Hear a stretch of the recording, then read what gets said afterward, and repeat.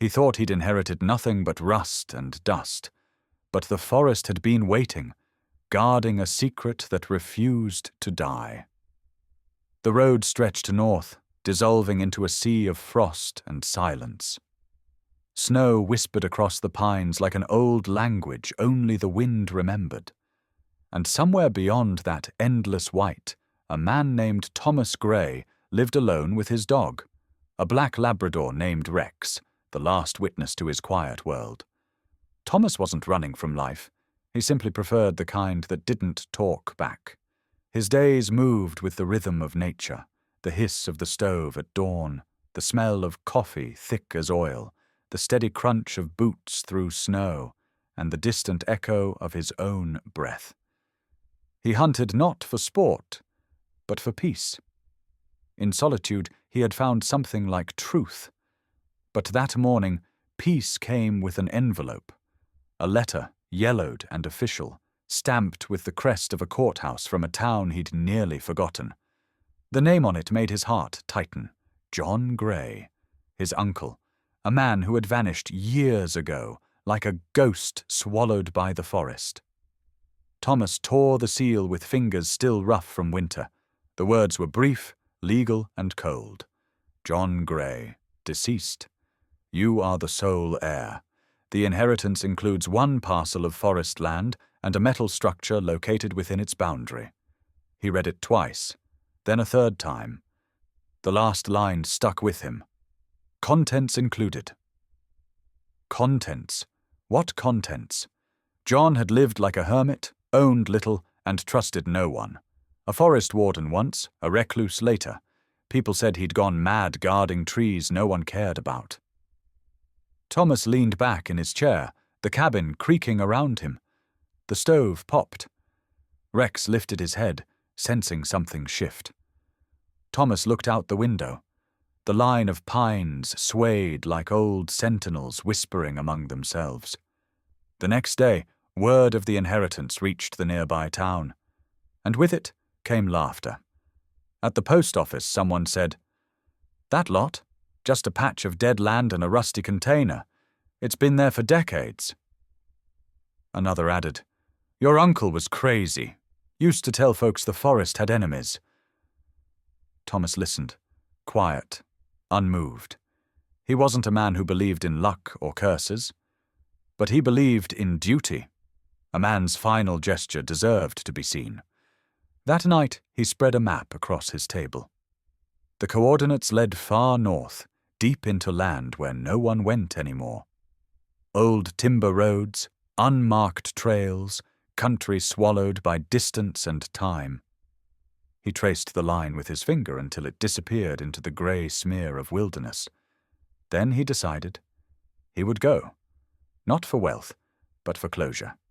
He packed as he always did before a long hunt.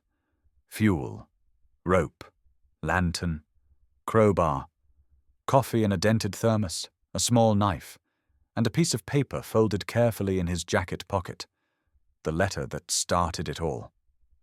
Rex watched in silence, tail moving once, then still. He understood. Dogs always do. At dawn, frost filmed the truck's windshield.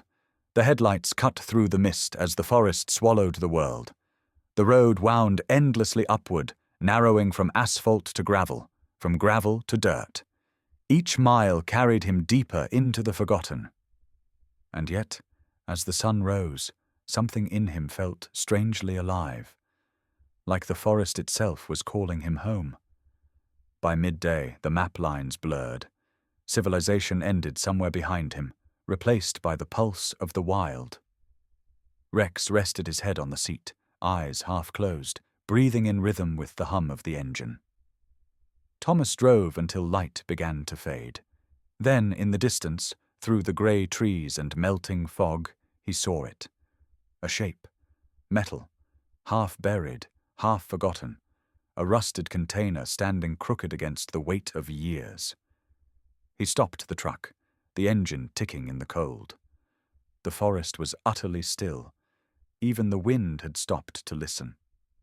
He stepped out and felt the earth hard beneath his boots, The air smelled of pine and iron.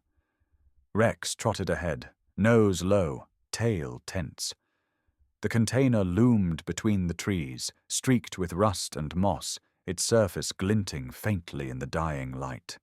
It looked less like an inheritance and more like a tomb. Thomas stood before it, the letter still in his pocket. The forest exhaled around him, and in that breath of silence he felt it, the unmistakable weight of something waiting to be uncovered. The forest swallowed the truck whole. Branches brushed the windows like fingers, whispering against the glass. By the time the sun began to fade, the world had narrowed to a single, twisting path of frozen dirt and mist. Thomas drove slowly, his breath fogging the cab. Rex sat beside him, silent, watching the dark between the trees. The road was no longer a road, just memory carved into the ground by tires decades ago. Then the forest opened. There, half buried in the earth and draped in vines, stood the container, a monolith of rust and moss, a coffin made of iron. Thomas cut the engine. Silence flooded in, thick and alive. He could hear his own pulse in his ears. The air smelled of pine, metal, and cold. He stepped out, boots crunching through frost. The ground here was strange, softer, darker, as if something beneath had been disturbed long ago. Rex sniffed the air, tail stiff, low growl vibrating in his throat. Thomas approached the container, hand brushing its rough surface. The paint had long peeled away, leaving streaks of brown and red that looked almost like dried blood. The doors were sealed by a padlock so corroded it had become part of the metal itself. He tugged at it. Nothing. He hit it once with the crowbar. It didn't move. The sound that followed rolled through the forest like thunder, metal meeting metal, echoing through 100 empty miles. For a moment, he just stood there, listening. The sound faded, but the silence that came after was heavier. It wasn't the silence of peace. It was the silence of attention. The forest was listening. He walked around the container, tracing its edges. One side was caved slightly inward. Near the back, half buried under fallen branches, he found the faint outline of a small campfire circle, long extinguished. Black stones, ash mixed with pine needles. Someone had been here. Maybe Uncle John. Maybe someone else. Thomas crouched, picked up a rusted cup from the ground. The metal was thin, pitted. He turned it over in his hand, the word grey faintly scratched across the bottom. His uncle's mark. He felt something shift in his chest, a mix of memory and unease. The man had lived alone for years. Had he died out here too? The thought followed him as he built a small fire near the truck. The flames crackled, throwing thin light across the clearing. The container glowed faintly in the flicker, as if its surface were breathing. Thomas sipped coffee from his thermos, eyes fixed on that dull red metal. Rex lay beside him, head on his paws, gaze never leaving the door. The forest beyond was motionless. No wind, no birds, only the faint pop of sap burning in the fire. He thought of his uncle again, how the man had spent his life protecting trees no one cared about. People had called him paranoid, obsessed, even mad. But looking at this container, Thomas wondered if maybe madness was just a name the world gave to those who saw too much. He stayed by the fire until the cold began to bite. When he finally lay down in his sleeping bag, the flames had turned to glowing coals. The stars above were hard and sharp, distant through the pine canopy. He closed his eyes, the sound of the forest pressing close. Then, a faint creak. He opened them. The firelight shimmered across the container's metal face. Another sound, soft, almost imagined, like metal shifting, or something moving inside. Rex's ears shot up. A low growl rumbled from his chest. Thomas sat up, staring into the darkness. The forest was still. The container stood silent. He waited. Nothing. only the sound of his own breath. Finally he whispered, more to himself than to the dog, "Whatever's in there, it's been waiting long enough." He lay back again, eyes open until dawn painted the trees in ash-grey light. The container loomed, patient and unmoving. But now Thomas could feel it. The same quiet pulse he'd heard the night before. The forest wasn't empty. It was holding its breath. Morning came pale and brittle. Frost coated every blade of grass, every nail, every breath. The fire was gone, leaving only a ring of ash that smoked faintly in the cold. Thomas rose stiffly, joints aching from the frozen ground. Rex stretched, shook the frost from his coat, and trotted to the container. He was already sniffing at the same corner he had growled at last night. Thomas watched him, uneasy. The forest was silent again. Too silent. He poured black coffee into a dented tin, cup, steam curling upward like ghosts of forgotten smoke. The container loomed before him, red-brown and ancient. It looked smaller now in daylight, but heavier, as if gravity itself had grown thicker around it. He finished his coffee, grabbed his crowbar, and walked toward it. This time, he didn't hesitate. The metal groaned when he pried at the lock. Rust fell away like flakes of old skin. Then crack! The hinge gave. A gust of stale air rushed out, dry, chemical, almost sweet with decay. He coughed, stepping back. Rex barked once, short and sharp. Inside was darkness. Thick, solid, ancient. Thomas raised his flashlight. The beam cut through dust so dense it looked alive. He stepped inside. The air tasted like iron and oil. The floor creaked under his boots. Piles of old junk leaned against the walls. Tools, barrels, broken furniture, tangled wire. A kingdom of garbage. At first glance, it was nothing. Just what the townspeople had said, a hoarder's grave. But Thomas felt something else beneath the mess. Something arranged, not random. He began to move things, one pile at a time.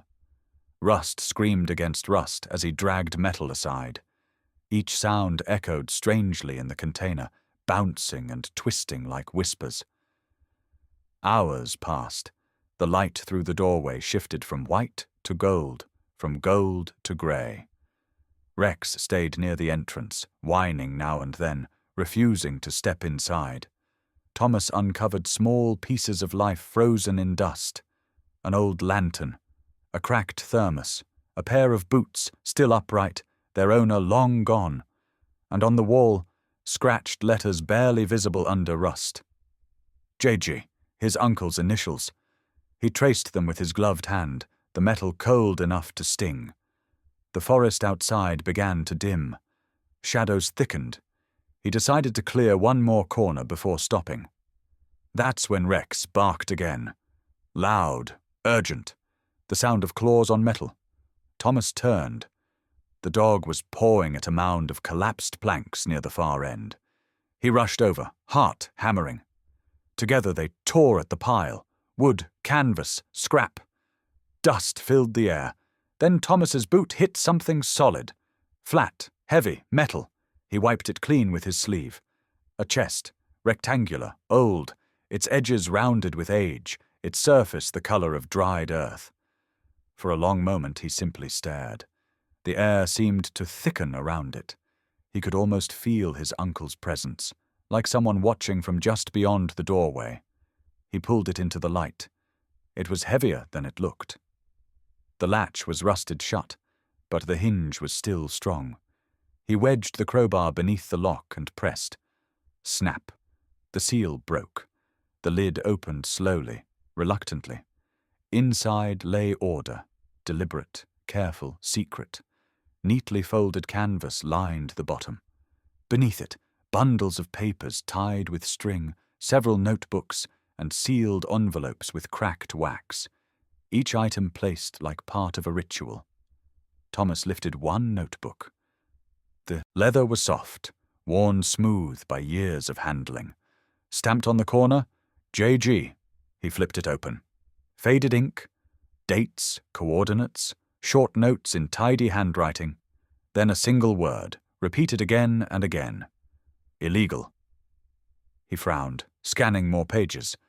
There were signatures, seals, company names, each one connected to the forest, to logging permits, to restricted land. The same signatures, identical, copied. Thomas's pulse quickened. He turned to another envelope. Photographs inside. Grainy. Night time. Trucks loaded with timber. Men shaking hands. A hillside stripped bare. On the back of one photo, his uncle's handwriting. Proof.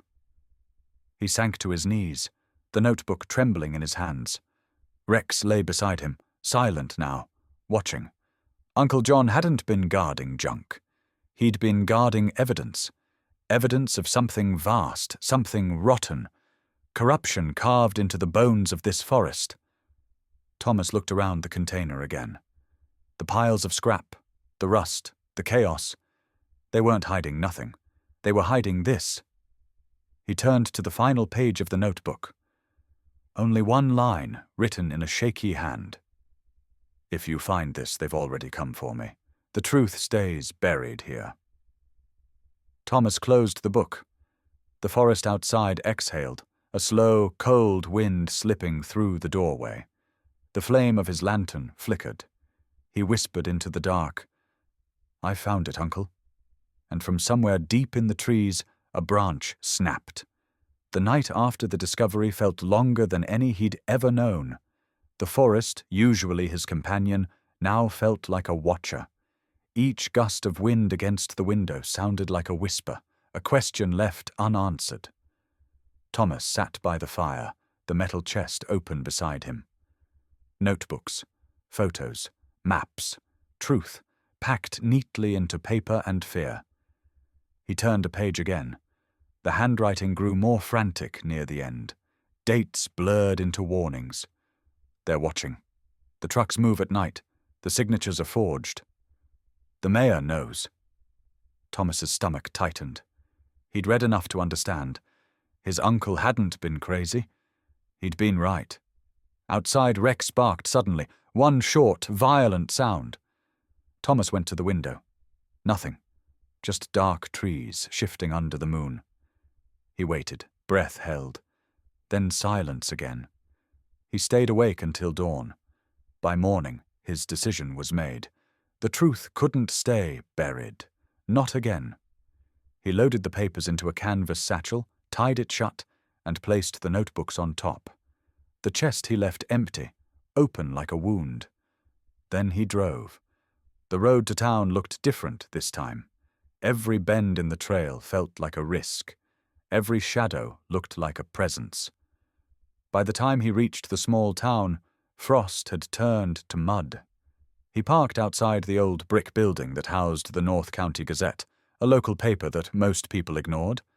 Inside, the air smelled of ink and old coffee. Behind him, cluttered desk, sat a man in his 50s, grey hair, tired eyes. He looked up, unimpressed. "Can I help you?" Thomas placed the satchel on the desk. "You can print this." The man frowned, untied the straps, and pulled out a notebook. He read in silence. Then another page, and another. By the time he reached the photographs, the colour had drained from his face. He called to the back, voice trembling slightly. "Mark, you better see this." A younger man appeared, lean, sharp, curious. A reporter's eyes. He looked at the photos, at Thomas, then back again. "Where did you get these?" Thomas hesitated. "Family," he said simply. The word carried a weight neither of them missed. Hours passed as they read, cross-checked, and whispered. By evening, the decision was unanimous. It would be published, first locally, then statewide. They promised to protect the source, though both new names had ways of slipping through cracks. When Thomas left the office, the air felt thinner. The weight of secrecy had lifted, but in its place came danger. That night, the phone rang. He didn't answer. It rang again, and again. Then silence. At midnight, he heard a car outside, tires crunching on gravel. He stepped onto the porch, rifle in hand. Headlights flashed once, then went dark. Only the faint echo of an engine fading into the woods. He didn't sleep. Neither did Rex. By morning, smoke rose from the back of the property. Thomas ran, heart pounding. His storage shed was on fire. Flames climbed like orange tongues, devouring everything inside. He shouted, grabbed a shovel, tried to smother the edges. Useless. Rex barked furiously, the sound swallowed by the roar. By the time the fire died, only blackened timber remained. The smell of gasoline clung to the air. Someone had been here. The sheriff came hours later, hands in pockets, eyes avoiding Thomas's. Probably an accident, he said too quickly. Thomas stared at him, seeing through the lie. That night he loaded the remaining papers into a metal box and hid it under the floorboards. He kept a copy of the most important files in his truck, just in case. Then, as he sat by the fire, staring at the rifle across his knees, the phone rang again. He answered this time. A voice he didn't recognize whispered, "You should have left it buried." The line went dead. Thomas sat there in silence, the hum of the wind filling the space the words had left behind. Rex lifted his head, ears high, eyes on the door. Thomas whispered, "They'll come, boy, just like they came for him." And outside in the distance, thunder rolled, not from the sky, but from engines, faint and growing. The storm broke before sunrise. Rain hammered the cabin roof, washing the ash of the burned shed into the soil. Thunder rolled like distant artillery, echoing through the mountains. Thomas sat at the table, the metal box open before him. Notebooks, photos, maps, all of it, the truth his uncle had died protecting, lay spread beneath the weak light of a lantern. Rex slept near the door, twitching in uneasy dreams. The air was thick with the smell of smoke, oil, and wet pine. Thomas turned another page. "If you're reading this, the forest still breathes. Don't let them silence it again." His uncle's final words, written with a hand that already knew the end was near. Thomas closed the notebook and looked out the window. Rain streaked down the glass. The dirt road was empty, but he knew they would come, just as they had come before. By noon, the storm eased. He drove back to town, headlights slicing through mist. Each bend in the road felt like crossing into another life. When he reached Main Street, the first newspaper headline was already out. "Corruption in County Timber Trade. Mayor implicated." Below it, his name. Thomas Gray, nephew of the late forest warden John Gray, provided evidence leading to the discovery. He stared at it for a long time. He hadn't wanted recognition. He wanted justice. But justice, he knew, never came without cost. The reporter, the young one with the restless eyes, met him at the door.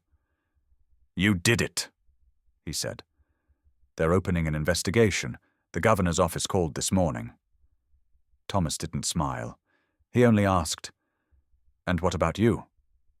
The man hesitated. "We've had visitors. The office was broken into again last night. Files taken. But we sent everything to bigger outlets. The story's already spreading. They can't bury it now." Thomas nodded. It was enough. He handed the man a second folder, copies of the rest. "Finish it," he said quietly. "Tell it all." Then he left before the man could reply. The drive home was slow. The forest felt different now, wider somehow, awake. When the truck reached the clearing, he saw new tire tracks in the mud near the gate. Fresh, deep, the kind that didn't belong to his truck. He parked, hand on the rifle beside him. Rex jumped out first, nose to the ground, body tense. The cabin door stood half open. Inside, everything was still. The papers under the floorboards untouched. Only the sound of rain dripping from the eaves. He set the rifle down and exhaled for the first time in hours. Then, engines again. Not from the road this time, but closer. He stepped out onto the porch. 2 black sedans stopped at the edge of the clearing. For a moment, his chest tightened, ready for another fight. But when the doors opened, he saw the symbols on their jackets. Federal SEALs. One of the men called out, voice steady. "Mr. Gray, we're here for the evidence." Thomas studied them in silence. They weren't like the others. No threat, no arrogance, just purpose. He brought them the box himself. One agent signed a document and said softly, "You did the right thing." Thomas didn't answer. He watched them drive away, their tail lights vanishing into the trees. The forest swallowed the sound, then fell still again. Weeks passed. Arrests, resignations, the mayor's name on every news broadcast, the timber companies under investigation, the country finally listening. They called it the Gray Discovery. Photos of the rusted container appeared on screens across the nation. But Thomas turned them off. He wanted silence again. Real silence. The forest was changing. The burned soil near the shed had begun to bloom. Tiny green shoots pushing through black ash. Life returning. Healing. One evening, a familiar truck pulled into the clearing. It was the young reporter, notebook in hand. He looked older now, eyes softer. "They're giving us an award," he said, "for investigative journalism." Thomas chuckled quietly. "I didn't do it for awards." "I know," the man said, "but people should know who made it possible." Thomas poured 2 cups of coffee. They sat on the porch as twilight turned the forest blue. Owls called in the distance. The world, for the first time in months, felt calm. Before leaving, the reporter asked, "What will you do now?" Thomas looked toward the old container, still standing under the pines. Its rust glowed faintly in the dying light. "I'll listen," he said.